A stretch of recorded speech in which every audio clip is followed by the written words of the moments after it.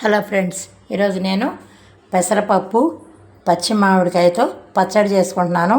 పెసరపప్పును 15 నిమిషాలు నానబెట్టి నీళ్లు తీసేసుకున్నాను.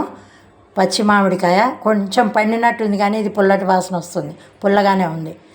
ఉప్పు, జీలకర్ర, 12 ఎండుమిరపకాయలు, కొంచెం పచ్చి ఇంగు వేసుకోవాలి. ఇవన్నీ కలిపి మిక్సీ జార్లో వేసుకొని మిక్సీ పట్టుకుంటా. పచ్చడి మిక్సీ అయిపోయింది ఫ్రెండ్స్. దీన్ని ఇప్పుడు బౌల్లోకి తీసుకొని పోపు చేసుకుంటా. దీనిపైన కొంచెం కరివేపాకు వేసుకున్నాను.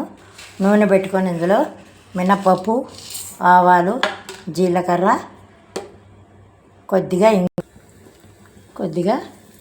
ఇంగు వేసుకొని 2 ఎండుమిరపకాయలు వేసి బంద్ చేసుకోవటమే. ఈ పోపుని ఇందులో కలుపుకుంటాం. అంతే ఫ్రెండ్స్, పెసరపప్పు మామిడికాయ పచ్చడి తినడానికి రెడీ. సూపర్గా ఉంటుంది. ఈ వీడియో నచ్చినట్టయితే please like, share and subscribe my channel. Thank you friends.